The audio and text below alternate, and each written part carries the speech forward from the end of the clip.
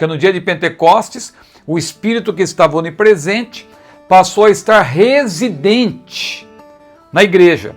E, por ocasião do arrebatamento, o Espírito que está residente, ele sai do meio, diz a Bíblia, há um que detém até que do meio seja tirado, e ele sai do meio, porque a igreja vai ser arrebatada, mas o Espírito Santo não sai da terra. Procura-se quem diz aí, né, quem inventou essa história de que o Espírito Santo vai sair da terra junto com a igreja, porque a Bíblia não diz isso.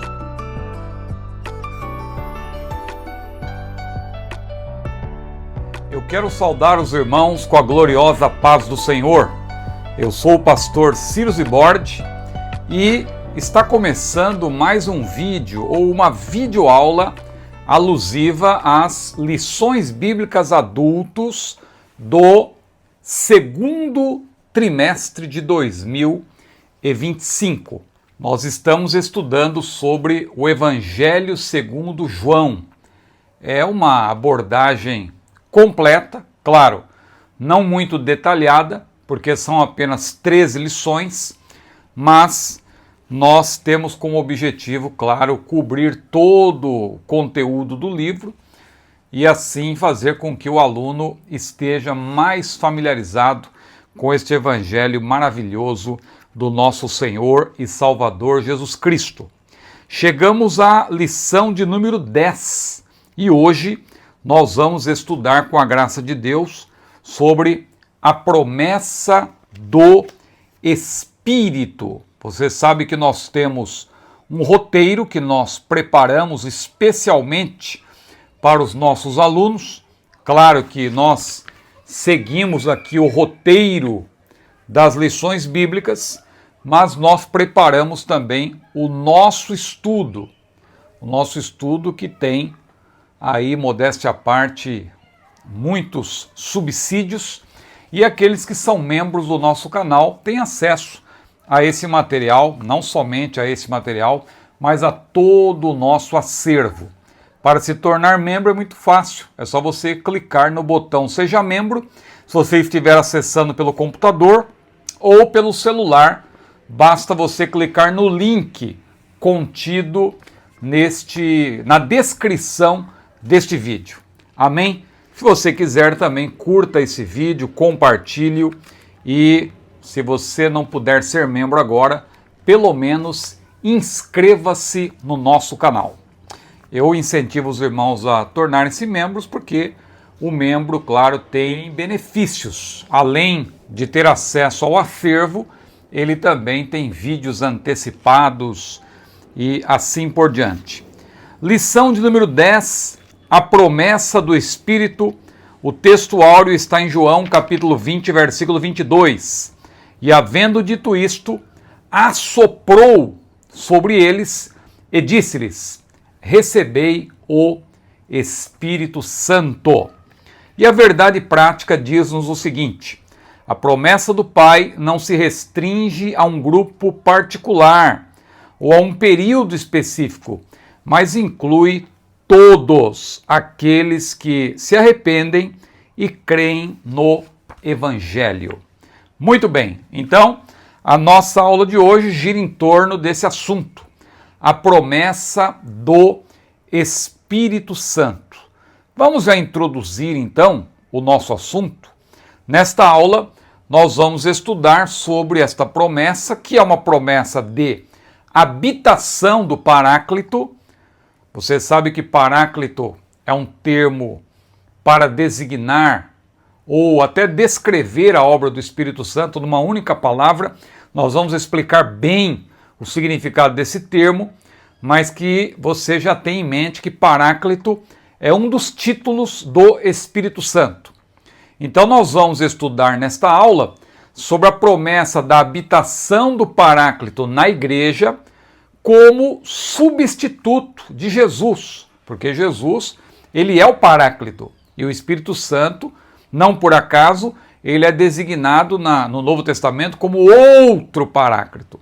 Então foi o próprio Senhor Jesus que fez esta promessa no seu último sermão, o chamado discurso do cenáculo, que nós já temos estudado, capítulos 14 a 16, podendo ser estendido, na verdade, até o capítulo 17, é que no capítulo 17, na verdade, Jesus ele faz uma oração sumo sacerdotal como conclusão deste sermão maravilhoso, o último sermão, também conhecido como discurso do cenáculo.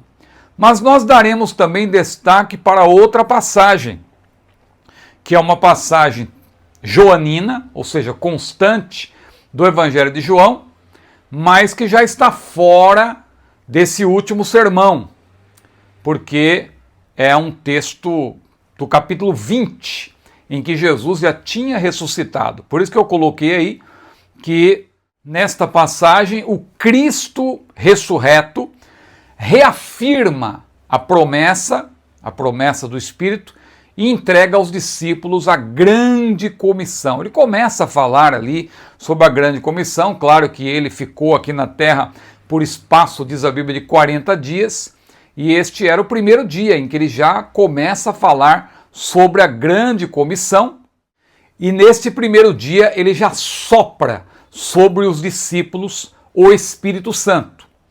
Finalmente, nós vamos enfocar também Atos capítulo 2. O estudo é sobre João, mas como a Bíblia explica a própria Bíblia, é importante nós abordarmos também no livro de Atos, uma passagem lucana, mas que mostra como se cumpriu a promessa que Jesus fez em João. Jesus faz uma promessa em João, que se cumpre parcialmente dentro de João, mas tem o seu cumprimento pleno, na verdade, no dia de Pentecostes, que nos apresenta ali Lucas, no capítulo 2 de Atos, o derramamento inaugural do poder do Espírito. Então nós vamos enfocar essa passagem de Atos 2, apenas 4 versículos, versículos 1 a 4, que mencionam o derramamento inaugural do poder do Espírito sobre a igreja, logo depois da ascensão do Senhor. Então veja, Jesus faz a promessa antes de morrer, ele sopra sobre os seus discípulos após a sua ressurreição e depois envia o poder do alto depois da sua ascensão aos céus.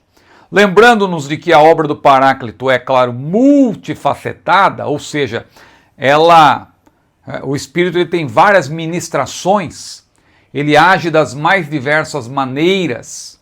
Então, nós vamos estudar sobre a diferença entre Jesus soprar o Espírito, que diz que ele soprou o Espírito sobre os seus discípulos. Então, nós vamos ver qual é a diferença entre soprar o Espírito sobre os discípulos, formando assim a igreja. Nós vamos ver que esse sopro de Jesus sobre os discípulos tem a ver com a formação da igreja, e derramar o Espírito sobre a igreja já é outro ponto. Então nós vamos ver a diferença entre soprar o Espírito sobre a igreja e derramar o Espírito sobre ela no dia de Pentecostes, a fim de capacitá-la para realizar a chamada grande comissão. Muito bem, vamos então começar propriamente aqui com o tópico primeiro, a promessa do Pai. A promessa do Pai. Jesus disse que enviaria a promessa do Pai. Por isso que o primeiro ponto será exatamente este. Jesus enviará o Consolador.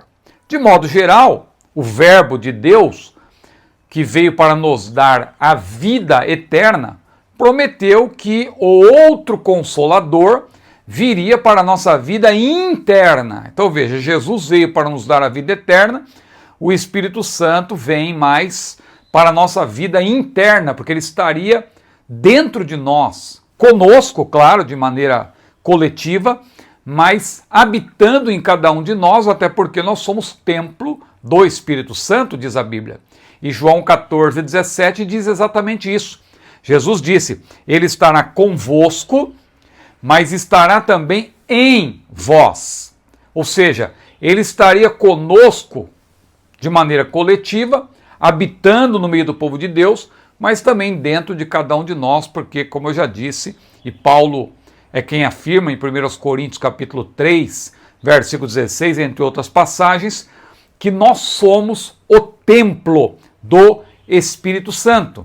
E o Espírito Santo em nós, ele faz com que nós produzamos o chamado fruto, o fruto do Espírito, que na verdade se manifesta ou se revela mediante virtudes que não são nossas propriamente, mas resultantes da nossa comunhão com o Espírito Santo. Por isso que Paulo menciona como fruto do Espírito, em Gálatas 5:22, entre outras passagens, ali em Gálatas 5:22 ele diz, o fruto do Espírito é amor, gozo, paz, longanimidade, benignidade, bondade, fé, mansidão e temperança.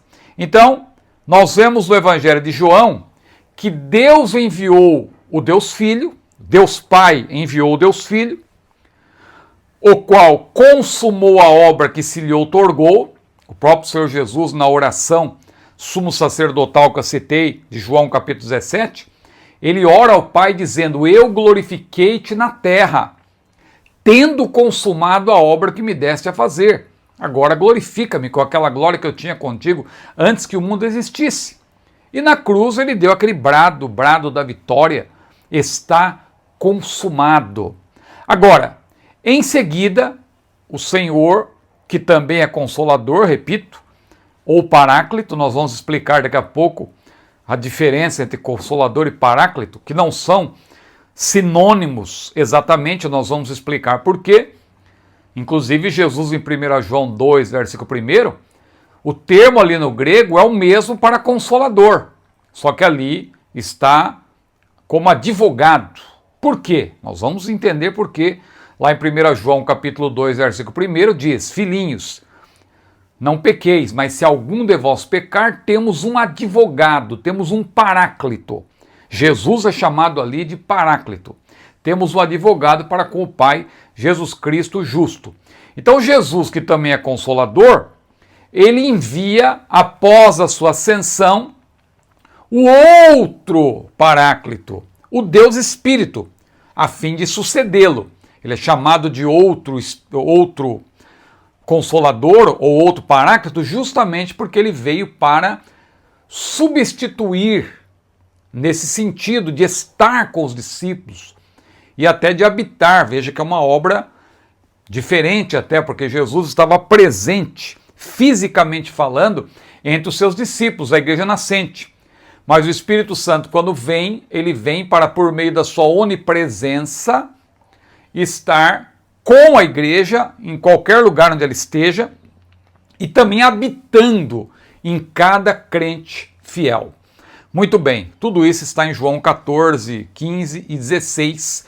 Aí estão os versículos, nós não vamos ler para ganhar tempo, mas nós já vamos avançar. Bom, agora, é importante observar que o fato de Jesus enviar o Espírito, é o que diz esse primeiro ponto, o fato de o Espírito ser enviado pelo Senhor Jesus, não quer dizer que o Espírito Santo, que é onipresente, foi enviado lá do céu. Porque às vezes a pessoa tem essa ideia. Não, Jesus teve que subir para enviar o Espírito Santo lá do céu. Ora, a rigor, o Espírito Santo é onipresente. Ele já estava atuando na terra, a Bíblia mesmo menciona, Jesus lá em Lucas 10 e 18, falou do poder já que estava na vida dos discípulos, eis que vos dou o poder para pisar de serpentes e escorpiões. O próprio Senhor Jesus disse, o Espírito do Senhor é sobre mim. Então o Espírito Santo já estava atuando. Agora, quando Jesus diz do envio, ou a respeito desse envio do outro Consolador, ou do outro Paráclito, é que ele passaria, ele que é o Deus onipresente também, ele passaria a estar residente. É interessante, nós temos até falado aqui em algumas aulas de escatologia, quando falamos lá de 2 aos Tessalonicenses, capítulo 2, se você quiser se aprofundar sobre isso, nós temos uma playlist aqui, Escatologia de Paulo. Você vai ver que lá eu explico que, por ocasião do arrebatamento da igreja, vai acontecer o inverso do Pentecostes. Porque no dia de Pentecostes, o Espírito que estava onipresente passou a estar residente na igreja. E, por ocasião do arrebatamento, o Espírito que está residente, ele sai do meio, diz a Bíblia, a um que detém até que do meio seja tirado, e ele sai do meio, porque a igreja vai ser arrebatada, mas o Espírito Santo não sai da terra. Procura-se quem diz aí, né, quem inventou essa história de que o Espírito Santo vai sair da terra junto com a igreja, porque a Bíblia não diz isso. A igreja sai da terra, mas o Espírito vai continuar, porque ele é onipresente, inclusive porque haverá salvação durante o período tribulacional e não existe salvação fora da graça. Cuidado com essa heresia, é heresia, de que as pessoas vão ser salvas pelas próprias obras, derramando seu próprio sangue, morrendo como mártires, e só assim elas vão alcançar a salvação. Mesmo os mártires do período tribulacional serão salvos pela graça de Deus. Então cuidado com isso, não é uma aula de escatologia, mas eu abri aqui um parêntese. Bom, então que fique claro isso que eu falei e nós vamos avançar agora para o ponto 2. O Consolador. No grego, esse título Consolador, na verdade, é o termo Paráclitos. Eu coloquei aí a transliteração Paráclitos, que é um termo polissêmico. Deriva de para o lado de, e kaleo, que é chamar ou convocar. Esse termo é passivo na sua forma e ainda nos tempos do Antigo Testamento, ele era aplicado a uma pessoa chamada para ajudar, socorrer ou aconselhar alguém. Veja aí a sua polissemia. Tinha a ver com ajuda, com socorro, com aconselhamento. O título Outro Consolador, portanto, e aí eu cito o termo no grego propriamente, não transliterado, às vezes eu faço isso para estimular os irmãos a estudarem o grego, que não é difícil de ler. Você pode ver aí, ó, alon parakleton. Veja, alon parakleton. Alon parakleton. Veja como é quase igual na língua portuguesa. Essa letra que parece um V tem som de N. Essa outra que parece um P tem som de R. E o restante fica fácil de ler, não é? Ah, essa que parece um N também tem som de E, né? Então, alon parakleton. Alon parakleton é muito profundo em sua significação e descreve de modo amplo a obra multifacetada do Paráclito. Explicando então essa polissemia do termo Paráclitos. No passado, citando aqui agora Stanley Horton, a maioria dos teólogos católicos, diz Horton, entendia que essa palavra significava um advogado, observe, ou consultor jurídico da defesa. Ele é ensinador, agora ele já falando do Espírito Santo. Aqui veja que eu coloquei esses 3 pontinhos, quer dizer que eu já saltei um pouco na leitura, porque seria uma citação muito longa, e agora Horton já está falando do próprio Espírito Santo. Ele é o ensinador, o representante de Cristo que convence os homens a respeito da verdade a fim de levá-los ao arrependimento. Então, esse título, portanto, Consolador, não se refere apenas a consolar, porque por trás dele, no seu étimo, Paráclito, ou Paráclitos no grego, né? E na língua portuguesa ficou Paráclito ou Paracleto, os dois termos existem. Eu prefiro Paráclito porque tem uma sonoridade mais próxima do grego, mas também existe o termo Paracleto. Daí vem Paracletologia. Então esse título, Paráclitos, que aparece apenas 5 vezes no Novo Testamento, em João 14, 16 e também o 26, João 15, 26, João 16 e 7, e lá em 1 João, que eu já citei, capítulo 2, versículo 1, significa ao mesmo tempo, veja que interessante, é um termo polissêmico, significa ao mesmo tempo, por isso que fala da obra multifacetada do Espírito, advogado, ajudador, intercessor, consolador, embora o último adjetivo, consolador, tenha sido consagrado pelas traduções para idiomas neolatinos, como português e espanhol, o título Paráclito, a meu ver, é o que melhor descreve. Eu, se eu fosse responsável por uma tradução bíblica, eu sugeriria que, em vez de consolador, fosse usado exatamente o termo Paráclito, porque o termo Paráclito, embora não seja muito usual, é um termo que, estando, claro, de acordo com o próprio texto grego, ele aponta para essa polissemia, ele aponta para essa obra multifacetada, na verdade, do Espírito, porque ao mesmo tempo ele é tudo isso que nós mencionamos: conselheiro, confortador, ajudador, advogado e também consolador. O título Paráclito é o que melhor descreve, então, numa só palavra, olha que interessante, essa obra multifacetada do Espírito Santo. E aí é importante entender também, já que eu falei do Alon Parácliton, é importante nós entendermos que o título do Espírito Santo não é apenas Consolador, é outro Consolador. Claro, ele é o Consolador, mas num título mais completo ele seria o outro, porque Jesus já é Consolador. Então ele é chamado assim porque Jesus, ao andar na terra, claro, ele exerceu a função consoladora. Assim como os primeiros discípulos nada podiam fazer sem o mestre, Jesus foi claro a dizer: sem mim nada podeis fazer, nós dependemos da ajuda do Paráclito. O termo outro aí, allos, e não héteros. É importante você entender que no grego é allos e não héteros, porque héteros significa outro, mas outro diferente, outro dessemelhante. E allos é outro da mesma categoria. Olha o que eu coloquei aí. Em João 14,16, allos refere-se a outro igual, não dessemelhante, da mesma natureza, espécie ou qualidade.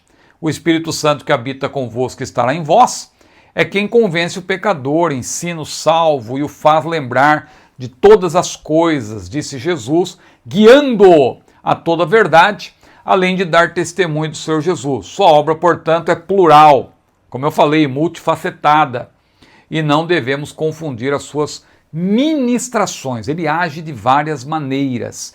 Ele convence o pecador, ele é quem é responsável, portanto, pela obra da regeneração.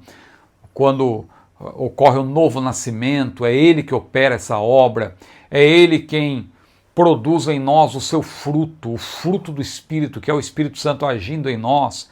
É ele também quem opera os dons espirituais decorrentes do batismo no Espírito Santo e assim por diante. Mas vamos adiante. Terceiro ponto agora. Jesus falou que não nos deixaria órfãos.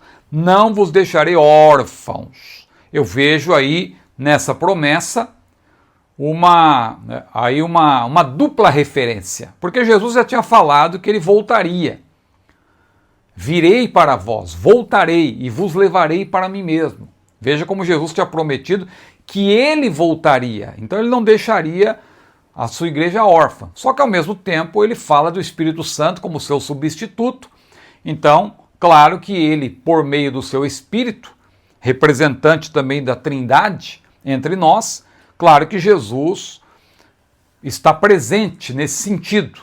Então é importante você ter em mente esses dois sentidos, essa dupla referência. É o que eu coloquei aí, veja, considerando que o Mestre prometera aos seus discípulos, voltarei para vós, e levando-se em conta a sua promessa acerca do outro Paráclito, como podemos entender as seguintes palavras, não vos deixarei órfãos, voltarei para vós? Aí eu faço uma citação de Elmer Towns. Aqui é Elmer Towns, exatamente, Elmer Towns. Ele diz o quê? Literalmente, Jesus está prometendo não nos deixar órfãos, sem um pai, não é? Jesus que é o pai da eternidade. Então, veja que Elmer Towns diz aí, o Pai eterno promete voltar. Quando Cristo fala nesse discurso de uma futura vinda, às vezes se refere à sua volta espiritual no Pentecostes e às vezes à sua segunda vinda.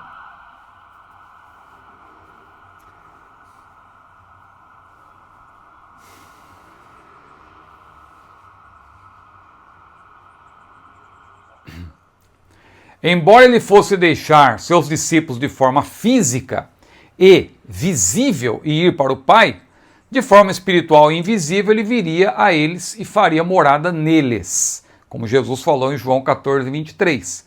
Se alguém me ama, guardará a minha palavra e meu Pai o amará e viremos para ele e faremos nele morada. Então veja como a própria habitação do Espírito em nós é descrita por Jesus como a habitação em nós da própria Trindade. Viremos para ele, fala em plural. Ele vai embora, mas permanece. Ele está conosco sempre, mas um dia voltará. Um paradoxo divino. Então, o que nós concluímos aí? Estamos, portanto, diante de uma promessa com dupla referência. Foi o que eu falei. Quanto ao presente, não estamos órfãos. Por quê? Porque o outro Paráclito, o Espírito Santo, já está conosco. Agora, com respeito ao futuro, também não estamos órfãos, já que Jesus morreu, ressuscitou, apresentou-se à igreja nascente, subiu ao céu e breve voltará, como ele mesmo prometeu, e os próprios anjos, aqueles dois varões de branco, que se puseram junto dos discípulos que estavam olhando para o céu quando Jesus subia, o que eles disseram? Varões galileus, por que estáis olhando para o céu? Esse Jesus que foi recebido no céu há de vir, assim como para o céu ouvistes ir. Maravilha! Vamos agora para o segundo tópico: o Espírito habita os discípulos.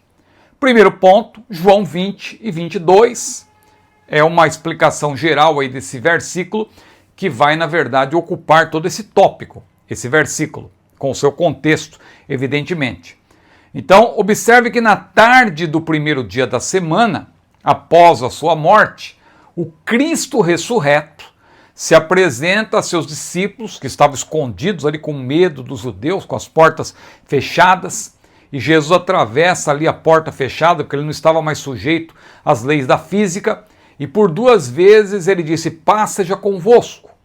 E depois disso, ele mostra evidências da sua ressurreição, começa a falar-lhes, como eu falei no início, sobre a grande comissão. E o que ele disse exatamente? Assim como o Pai me enviou, também eu vos envio.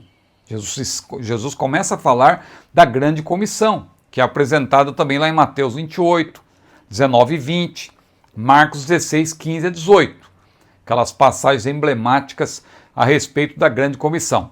Em seguida, o que Jesus faz? Ele assopra. Veja, parece algo estranho Jesus fazer isso, mas ele assopra sobre os seus discípulos e lhes diz: recebei o Espírito Santo. Ora, mas Jesus não disse lá em Lucas 24, 49, ficai em Jerusalém até que do alto sejais revestidos de poder? O Espírito ainda não viria. É aí que você tem que atentar para a obra multifacetada do Espírito. Ele age de maneira multiforme. Então veja, Deus soprou nas narinas do ser humano quando formou, porque o ser humano foi criado, formado e feito. Deus o criou a partir do nada, mas depois de ter criado, sem fazer distinção entre homem e mulher, ele então forma em seguida primeiramente o homem e depois forma a mulher a partir de uma das costelas de Adão. Mas ao formar o homem, diz a Bíblia que Deus soprou nas suas narinas o fôlego de vida. O Espírito de Deus também soprou sobre os ossos secos lá da visão de Ezequiel, para que o exército representando Israel fosse formado. Da mesma forma, o verbo de Deus soprou sobre a igreja nascente, representada por aqueles apóstolos, a fim de formá-la. Então preste atenção nisso. Isso significa que o salvo em Cristo, como parte da igreja, já tem, evidentemente, o Espírito. Uma vez que a pessoa é salva, o que a Bíblia diz? O mesmo Espírito testifica com o nosso Espírito de que nós somos filhos de Deus. Paulo também falou que nós somos selados pelo Espírito da promessa no momento em que nós entregamos a nossa vida a Jesus. Mas isso não tem nada a ver com o batismo no Espírito Santo, não tem nada a ver com o revestimento de poder. É uma experiência que não deve ser confundida com este revestimento de poder que é subsequente e separado da conversão. O batismo no Espírito Santo, então, como revestimento de poder, não deve ser confundido com a experiência da conversão, ele vem depois. Ah, mas se o crente já tem o Espírito Santo, veja, a obra do Espírito Santo é multiforme. Ele está habitando em nós, mas o revestimento de poder é, na verdade, uma outra ação do Espírito para capacitar aqueles que o buscam, a fim de que possam executar a grande comissão com mais poder, com mais graça, como está lá em Atos capítulo 1, versículo 8. Veja como está no futuro. Os discípulos já eram salvos, os discípulos já tinham o Espírito Santo, e Jesus tinha soprado sobre eles para dizer, olha, a igreja, aquele que faz parte da igreja, ele já tem o Espírito já está atuando na vida dele, é essa a mensagem.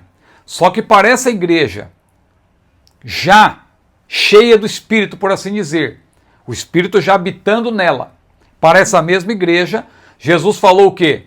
Recebereis a virtude do Espírito Santo que há de vir sobre vós, e ser-me-eis testemunhas, tanto em Jerusalém, como em toda a Judéia e Samaria, e até os confins da terra. Então, veja, para essa igreja que já tem o Espírito Santo, a experiência, então, aí não deve, essa experiência de que Jesus soprou sobre os seus discípulos, o Espírito, não deve ser confundida com o revestimento de poder, subsequente, separado. Agora, irmão Ciro, eu não entendo por que, então, essas duas etapas, por que Jesus soprou sobre os seus discípulos, o que isso representa? Bom, vamos para o segundo ponto. O sentido de assoprou sobre eles o Espírito. Considerando que o Cristo ressurreto disse antes e depois de soprar sobre os discípulos, nós entendemos o sentido dessa ação. Antes do sopro, Jesus tinha feito o quê? Ele tinha comissionado os discípulos, assim como o Pai o enviou. Veja, assim como o Pai me enviou, eu vos envio a vós. E depois de soprar sobre eles, olha que Jesus disse, aqueles a quem perdoardes os pecados, lhes são perdoados, e aqueles a quem os retiverdes, lhes são retidos. Em outras palavras, eles estavam prontos agora para levar a mensagem de perdão aos pecadores, pois a obra redentora de Jesus, encarnação, morte e ressurreição, já estava consumada, esta obra. A obra completa foi consumada. Ele se encarnou para revelar a glória do Pai, morreu por nossos pecados, e ressuscitou para a nossa justificação. Então, observe que, quando a Bíblia diz que Jesus soprou sobre os seus discípulos, após ter ressuscitado, por que Jesus não fez isso antes? Porque ele não tinha ainda consumado a obra da redenção, que abarca justamente a encarnação para revelar a glória do Pai, a sua morte expiatória em nosso lugar, e a sua ressurreição para a nossa justificação. Lembra daquela passagem de João 7, que diz que o Espírito Santo ainda não fora dado porque Jesus ainda não tinha sido glorificado? Pois é, ser glorificado aí tem a ver justamente com a consumação da sua obra. Depois que ele morreu, ressuscitou, ele completou a obra que o Pai lhe deu, que a obra redentora por completo, a obra completa, ela está num tripé. A encarnação do Verbo, para revelar a glória do Pai, a sua morte vicária e a sua ressurreição para nossa justificação. Muito bem, vamos agora para o terceiro ponto, que o autor aí, continuando a explicação desse texto, um episódio anterior ao Pentecostes. E aí que eu quero fazer a conclusão dessa razão pela qual Jesus soprou, que tem também um sentido didático aí, não é? Claro, não foi um mero soprar ilustrativo, Jesus realmente soprou o Espírito sobre eles, mas tem uma função didática isso aí. Qual que é a função didática? Jesus quis dizer, olha, ele quis ensinar o quê? Olha, a minha obra está completa e a igreja está formada. Porque engana-se quem pensa que a igreja só foi fundada no dia de Pentecostes. Não, ela foi inaugurada no dia de Pentecostes. Uma instituição pode existir antes da sua inauguração. Uma empresa, por exemplo, pode estar em funcionamento antes da sua inauguração, porque quando se inaugura é quando se torna pública. Ali se tornam públicas as atividades daquela empresa e tal, ela se apresenta para o público, mas ela já existia antes. Ela já estava em funcionamento, já tinha funcionários trabalhando, tudo em prol dessa empresa que seria inaugurada. Da mesma forma, a igreja, claro, ela foi fundada por Jesus, quando ele escolheu os primeiros discípulos, ele foi treinando os apóstolos e etc. Ali a igreja estava em atividade, a igreja nascente. Claro, a era da igreja só seria inaugurada no dia de Pentecostes. Então nós temos que fazer uma distinção entre a fundação ou a criação, porque assim como o ser humano ele foi criado, formado e feito, a igreja também ela foi criada, formada e inaugurada. Isso aí é importante você observar. Então, Jesus fundou a igreja ao escolher os apóstolos e treiná-los para dar continuidade à sua obra, bem como a formou quando morreu, ressuscitou e soprou sobre os discípulos o Espírito Santo. Porque, como eu citei lá o texto de Gênesis 2:7 e Ezequiel 37, versículo 10, o sopro de Deus está relacionado com a formação. Deus soprou nas narinas do ser humano e ele foi formado. O Espírito Santo soprou sobre o exército, que representa Israel, e formou-se ali, ficou de pé. Formou-se aquele exército propriamente. Da mesma forma, quando Jesus sopra sobre os seus discípulos, ele quer dizer, olha, a igreja já está formada. Vocês agora vão dar continuidade. Eu não vou estar mais com vocês, mas o Consolador, o outro Consolador vai estar convosco, por isso ele soprou. Agora veja, a descida do Paráclito no dia de Pentecostes inauguraria, como eu falei, a era da igreja, a qual já fora criada e estava formada, pronta para cumprir a grande comissão. Por isso, ele soprou sobre ela, representada pelos apóstolos, e lhe disse, recebeu o Espírito Santo, porque aquele sopro não foi só sobre os apóstolos, foi sobre toda a igreja, representada pelos apóstolos. Claro que os discípulos precisavam esperar em oração o cumprimento da promessa do derramamento de poder para realizarem a obra com mais poder. Com mais poder. É a promessa. Entretanto, logo após a ascensão de Jesus, que se assentou à direita de Deus Pai, eles, que já, inclusive, pregavam quando estavam na companhia do Paráclito, que é Jesus, ele é o Paráclito, não é?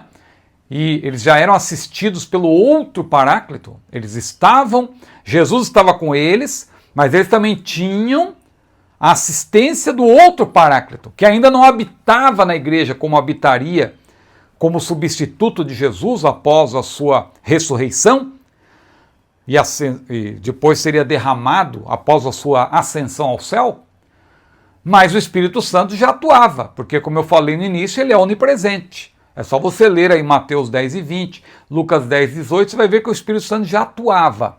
Agora, quando Jesus soprou sobre eles, e após a sua ascensão também, mais precisamente, porque nesses dias que Jesus ficou na terra, foi assim um momento em que os discípulos ficaram ali como que recebendo um treinamento especial. Eles, claro, estavam ali em consagração total a Deus e falando com Jesus, mas assim que Jesus foi assunto aos céus, claro que eles também dedicavam boa parte do tempo em oração, aguardando o derramamento do Espírito Santo, como Jesus prometera, mas eles que já tinham o Espírito Santo, até alguns irmãos perguntam, né? Como que os irmãos de outras denominações tradicionais, que não creem como nós, que não são batizados do Espírito Santo, como que eles pregam? Ora, eles já têm o Espírito Santo. A pessoa não tem o Espírito Santo só porque é assembleiana, aí nós seríamos sectários, né? Quer dizer que só a Assembleia de Deus tem o Espírito Santo? Não. Os irmãos batistas, os irmãos de outras denominações, eles têm o Espírito Santo agindo na vida deles. Eles têm uma compreensão diferente de nós, mas o Espírito já está atuando na vida deles. Quando Paulo chega lá em Éfeso, aqueles irmãos já eram salvos ali. Eles criam no batismo de João, mas eles já eram salvos, eles tinham uma compreensão diferente. Então tem muita gente que tem uma compreensão diferente, mas eles são salvos, estão fazendo a obra. Veja, Billy Graham, um grande evangelista, não cria como nós, no batismo com o Espírito Santo. Agora, nós que conhecemos essa doutrina, não temos desculpa para ignorá-la. Nós temos que crer, claro, conforme a Bíblia, e, modéstia à parte, a Assembleia de Deus interpreta a Bíblia, eu penso, com correção. quando distingue o revestimento de poder da habitação ou do selo do Espírito Santo na vida do crente. Uma coisa é o Espírito estar desde o início da conversão na vida do crente, testificando com o nosso espírito de que nós somos filhos de Deus. E outra coisa é o revestimento subsequente, porque Jesus deixou claro que é um revestimento. Ora, o revestimento é para quem já está vestido. A pessoa salva, ela tem vestes de salvação, mas quando ela coloca uma roupa por cima da roupa que ela já tem, ela está sendo revestida. Então só pode ser revestido quem já está vestido. Daí ser uma bênção subsequente, que outrora era chamada de segunda bênção. Nós já explicamos isso aqui várias vezes, tem a playlist Teologia Pentecostal. Nós evitamos o termo segunda bênção para não gerar confusão, porque antigamente tinha aí, uns defendiam a segunda bênção, outros falavam do terceiro bencismo, terceira bênção, porque a segunda bênção muitos consideravam como uma bênção para confirmar a salvação, não era apenas um revestimento de poder. Então nós evitamos esses termos para não gerar confusão. Mas não deixa de ser uma segunda bênção, não uma segunda obra da graça para salvação, mas uma bênção de poder. Não é uma confirmação da salvação, é uma bênção de poder. É uma segunda bênção porque ela é subsequente, só por isso. Ela não se confunde com a salvação propriamente, porque ela vem depois como um revestimento de poder, ou seja, é subsequente e é separada. Então, o batismo no Espírito Santo tem essas duas características, a subsequência e a separabilidade. Muito bem, então, os discípulos já, antes de o Espírito Santo descer sobre eles já saíram por todas as partes, diz Marcos 16 e 20, cooperando com eles o Senhor. E o Senhor que coopera aí, evidentemente, não é o Senhor Jesus, já é o outro Senhor, que o Espírito Santo também é chamado de Senhor, é o outro Paráclito. Tanto o Pai quanto o Filho e o Espírito Santo também são designados como Senhor. Aliás, o termo, na verdade, o nome de Deus no hebraico, Yahvé, que é designado aquelas quatro consoantes hebraicas, não é? O tetragrama impronunciável, ele se aplica às três pessoas da Trindade. Então, o Espírito Santo já confirmou ali a palavra com os sinais que seguiam antes do batismo no Espírito Santo. Vamos para o terceiro e último tópico. Aí é um tópico que realmente vai ficar para estudo, porque se eu for explicar esse tópico em detalhes, nossa aula teria que ter mais pelo menos 1 hora. E aí os irmãos reclamam que é muito longa. Eu sei que tem irmãos que bondosamente falam que não, se falar 2 horas, 3 horas, eu ouço. Amém, eu agradeço esses irmãos pela palavra de incentivo, mas eu sei que na prática, a gente que acompanha as estatísticas aí que o YouTube nos fornece, do tempo que as pessoas assistem o vídeo, se eu fosse me basear por isso aí, eu ficaria até desanimado para dar aula para vocês, porque, infelizmente, a maioria assiste um pequeno percentual do vídeo. As pessoas estão sem paciência para aprender. Talvez seja por causa aí dos novos tempos e esse negócio de Reel, e antes era 15 segundos, depois aumentou um pouco mais, mas continuam sendo vídeos rápidos. Eu observo as pessoas nos transportes, eu viajo pelo mundo por graça de Deus, e onde eu estou, eu fico observando no transporte público. É difícil ver as pessoas com um livro na mão. Mas as pessoas estão lá com o celular e, infelizmente, elas não estão lendo, porque alguém diz, não, mas hoje em dia as pessoas leem com o celular. Sim, é verdade, muitos leem. Eu mesmo gosto de ler também pelo celular, prefiro o livro físico, mas leio também no celular, no tablet. Mas quando você presta atenção, você vê que as pessoas estão vendo, estão rindo, estão vendo aqueles reels, vídeos rápidos. Irmãos, que Deus nos ajude. Mas talvez eu consiga aqui, com muito esforço, formar aos poucos aí um grupo seleto de pessoas que de fato tomam tempo com o assunto. E eu tenho percebido, graças a Deus, para sermos aqui pessoas otimistas, eu tenho percebido que muitos irmãos, muitas irmãs, haja vista aí até a nossa série Apocalipse, perícope por perícope, que tem 2 horas cada aula, e o povo assiste. Tem uns que reclamam, né? Fala demais, fica aí, a pessoa não tem paciência. Eu acho engraçado que quando eu gosto de alguém, eu gosto de ouvir até os gracejos que a pessoa faz, a interação. Eu assisto lives aí de algumas pessoas, não vou dizer quem, mas às vezes até aquela parte introdutória, que a pessoa faz aqueles gracejos, conversa com um, conversa com o outro, eu gosto daquilo. Talvez seja uma coisa minha, né? Porque quando eu gosto, aliás, de alguém, eu sou bastante paciente. Eu tenho vídeos aí Hoje em dia você encontra vídeos do mestre Antônio Gilberto na internet, vídeos que eu já ouvi várias vezes e continuo ouvindo, não me canso. E eu presto atenção nos mínimos detalhes, até um gracejo que ele fazia, uma palavra, uma expressão, o sotaque, o jeito de dizer uma palavra, tudo isso eu gosto de apreciar, porque a gente às vezes não tem paciência, né? A gente quer pressa e tal, tá enrolando muito. Eu sinceramente, às vezes não estou mais perdendo muito tempo com pessoas assim, sabe? Quando eu percebo que a pessoa é muito crítica e não sei o quê, eu já deixo de lado, eu dou atenção para aqueles que estão realmente desejosos de aprender. Com toda a modéstia, a minha missão é essa, né? Ajudar a quem deseja aprender. Se a pessoa não tem o que aprender comigo, então procure outro lugar, né? Ou faça melhor no seu canal, né? Porque tá cheio de crítica por aí.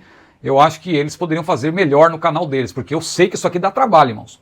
Para eu apresentar uma aula dessa, eu gasto pelo menos 2 dias de trabalho, porque eu não estou usando inteligência artificial, não. Estou trabalhando mesmo, estudando, buscando, e depois para dar aula, você lida com barulho, com dificuldade. Eu não estou falando de um estúdio aqui, vocês estão vendo. Não é fácil apresentar um vídeo desse. Aí vem uma pessoa assim, né? Como alguém diz, critica ela da sala do ar-condicionado, é fácil. Demorou muito, não sei o quê, faltou isso, faltou aquilo. Pois é, meu irmão. Faça melhor lá no seu canal, tá bom? Depois me convida para assistir, que se for melhor que o meu, eu vou ter prazer realmente em ouvir você, tá bom? A promessa do Pai no dia de Pentecostes. Desabafa agora, irmãos. De vez em quando é bom, né? A gente se sente mais leve. Mas vamos lá, primeiro ponto. De repente, Jesus ficou entre seus discípulos após sua ressurreição durante boa parte do período que antecede a festa de Pentecostes, né? Porque entre a Páscoa e o dia de Pentecostes decorriam aí, você sabe, 7 semanas, 49 dias.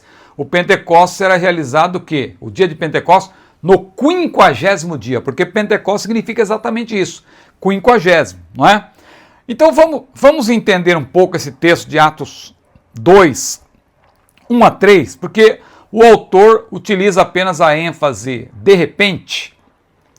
Mas vamos entender esses 3 versículos.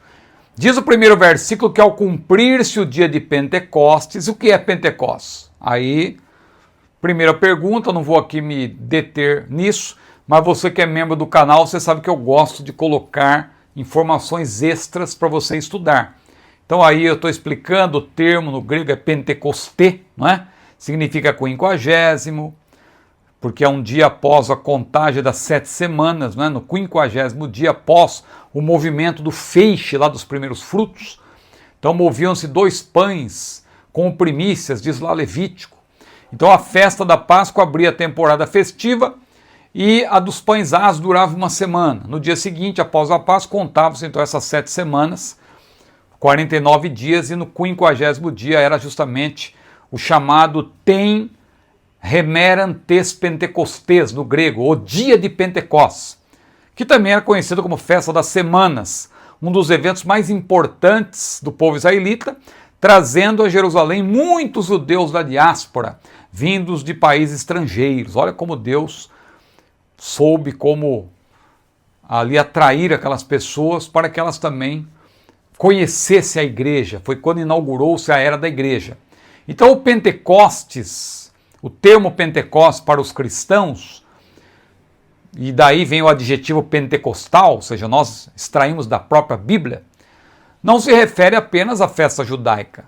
Claro, tem origem lá, mas se refere sobretudo ao que ocorreu no dia de Pentecostes, 10 dias após a ascensão do Senhor.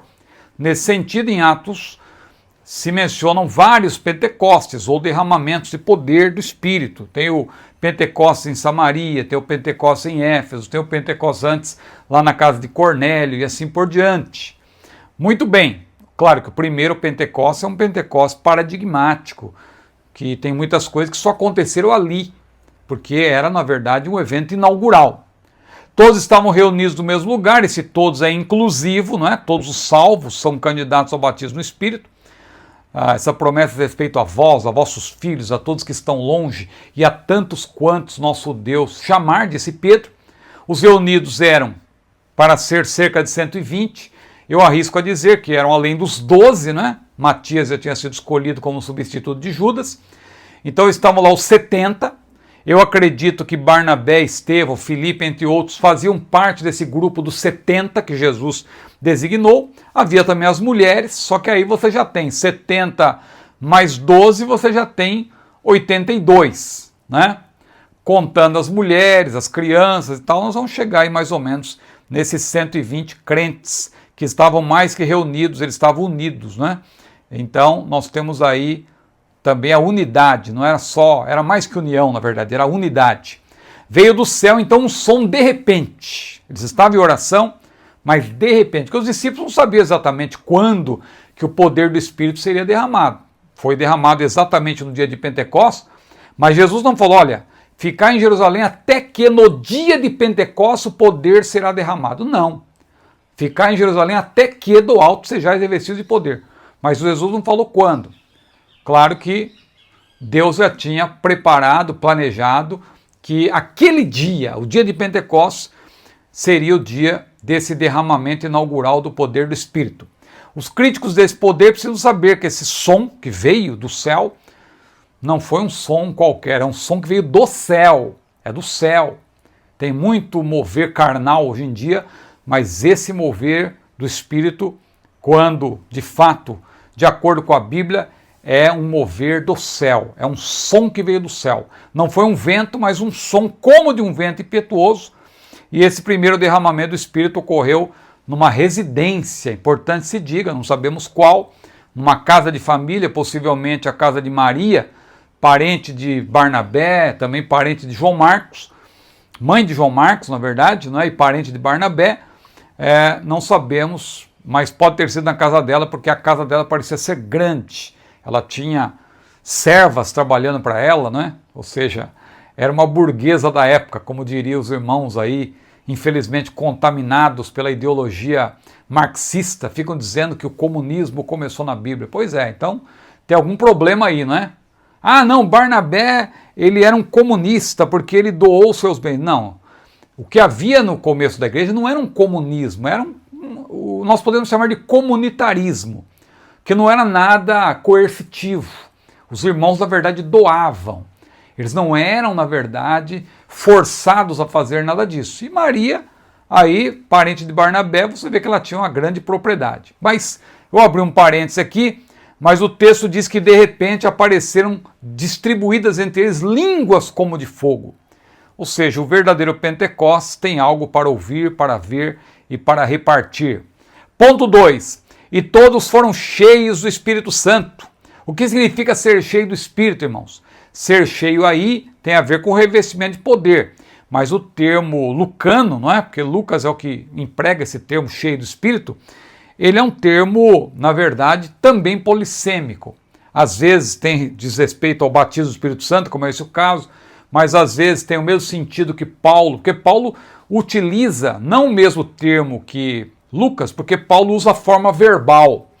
E quando ele fala de ser cheio, lá em Efésios 5,18, ele diz, não vos embriagueis com vinho que a contenda, mas enchei-vos do Espírito. Paulo fala, na verdade, de a pessoa ser dominada, controlada pelo Espírito. Não é propriamente um revestimento de poder, mas esse termo também significa ser revestido de poder. É o que eu explico aqui, tá vendo? Ser cheio do Espírito é um revestimento de poder, né? Então você que tem o nosso roteiro, vai ficar para o seu estudo aí. Esse revestimento de poder capacita o crente a pregar o Evangelho, e aí eu faço menção da nossa declaração de fé, inclusive, já a nossa nova, porque o texto foi levemente melhorado, não houve uma mudança no que tange ao conteúdo doutrinário, mas a nova declaração de fé, que é essa aqui, ó, veja que com a capa até mais bonita, né? Essa aqui é a segunda edição da nossa declaração de fé. Eu tive já observando, não teve muita mudança e foi apenas o objetivo de tornar mais claro cada ponto. E eu já estava acostumado a dizer cremos, professamos e ensinamos. Agora você vai ter na abertura de cada capítulo cremos, declaramos e ensinamos. Então, os nossos teólogos aí que trabalharam nessa declaração de fé preferiram o termo declaramos a professamos. Eu já estava acostumado a falar cremos, professamos e ensinamos, mas isso aí não muda nada e eu faço menção aqui então da nossa declaração de fé. O terceiro ponto, se você quiser adquiri-la, entre lá no site da CPAD, www.cpad.com.br. E começaram a falar em outras línguas. Veja que eu coloquei para estudo também, que eu acho importante, você que gosta de estudar sobre o assunto. Há 4 posições sobre o batismo no Espírito Santo e sua evidência, que aí o autor fala da evidência, que é o falar em línguas, a evidência inicial. Mas existe um grupo evangélico, ou seja, há 4 posições evangélicas sobre o batismo no Espírito e a sua evidência. Então o primeiro grupo diz que o batismo no Espírito é parte da experiência da conversão. São os nossos irmãos tradicionais, aí os batistas tradicionais, por exemplo. Então, é uma experiência da conversão sem qualquer evidência inicial. Então, isso aí é uma posição das igrejas tradicionais cessacionistas. Ou outra posição, o batismo no Espírito é parte da experiência da conversão, sempre acompanhado pela evidência de falar em línguas. Aí são os chamados carismáticos, são aqueles irmãos tradicionais que começaram a dar mais lugar para o Espírito Santo, experimentaram essa experiência, só que eles continuam dizendo que ela está atrelada à salvação, não é uma bênção subsequente. Outro grupo, o batismo do Espírito vem após a regeneração, mas essa experiência nem sempre é acompanhada de outras línguas. É uma posição minoritária aí de igrejas oriundas, especialmente do movimento Holiness, que é um movimento anterior à Assembleia de Deus, né?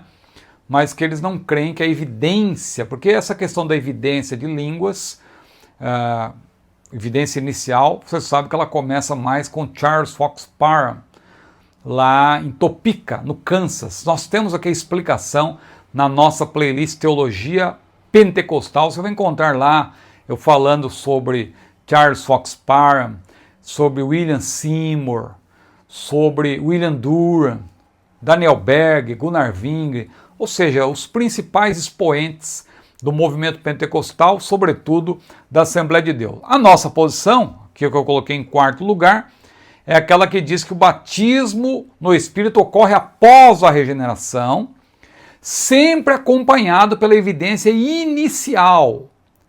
A evidência de falar em línguas é a posição oficial da Assembleia de Deus, mas eu coloquei aí a ênfase, inclusive citando novamente a nossa declaração de fé, que a evidência é apenas inicial. O falar em línguas é a evidência inicial desse batismo, mas somente a evidência inicial. Tem outras evidências, evidentemente. E aí, para explicar melhor, eu apresento a diferença entre xenolalia e também a glossolalia. Muita gente não sabe, se bem que a xenolalia está contida na glossolalia, grosso modo, mas aí fica um ponto para estudo. E as referências, né? Você que é membro do nosso canal sabe que em toda aula eu apresento as obras que eu consultei ou que eu tinha em mente quando eu preparei esse roteiro. Tem obras que estão fixas aí, porque eu estou sempre consultando, por exemplo, essa aí de French Arrington, na verdade ele é o editor, né? Tem vários teólogos que trabalharam nessa obra, Comentário Bíblico Pentecostal do Novo Testamento. Não é um comentário, apesar do nome, 100% assembleiano, você encontra aí, sobretudo na área escatológica, muita disparidade em relação à nossa posição escatológica, mas, de maneira geral, esse comentário ele é muito bom, não é? A obra do mestre Helenay Cabral, que é o autor da lição, a gente está sempre recomendando. A declaração de fé eu coloquei aí já o volume 2, está vendo? Segunda edição, perdão, não volume 2, segunda edição. O dicionário John Davis, Verdades Pentecostais do mestre Antônio Gilberto, de 2006, um livro que eu tive a honra de fazer o prefácio. Aí o Manual Bíblico Ilustrado Vida, Teologia Sistemática com a Perspectiva Pentecostal de Stanley Horton, o que a Bíblia diz sobre o Espírito Santo também desse autor, Dicionário Bíblico Baker, Dicionário Bíblico Mackenzie, muito bom, Novo Comentário Bíblico de João, né, que é de 94, na verdade, que é do J. Ramsey Michaels, né? Aí Richard Miller, Dicionário de Termos Teológicos, Grant Osborne, né? Evangelho de João. Veja, tudo isso. Às vezes alguém fala assim, Monsilio recomenda livros. Eu recomendo.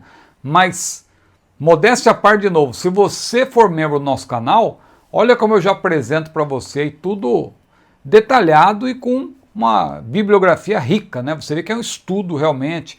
Anthony de Palma, Charles Pfeiffer, e assim vai. Olha aí quantas obras, que Elmer Towns que eu citei, e por aí vai. Tá certo? Então, se você desejar ser membro, se você chegou até aqui, eu creio que você está gostando do nosso trabalho, curta ou compartilhe. E para concluir, como eu sempre gosto de fazer, permita-me ler aqui a conclusão do autor. Assim conclui o teólogo Helenay Cabral. A promessa do Pai tem a ver com a regeneração do pecado e com a capacitação do salvo para testemunhar do Senhor Jesus em todos os lugares.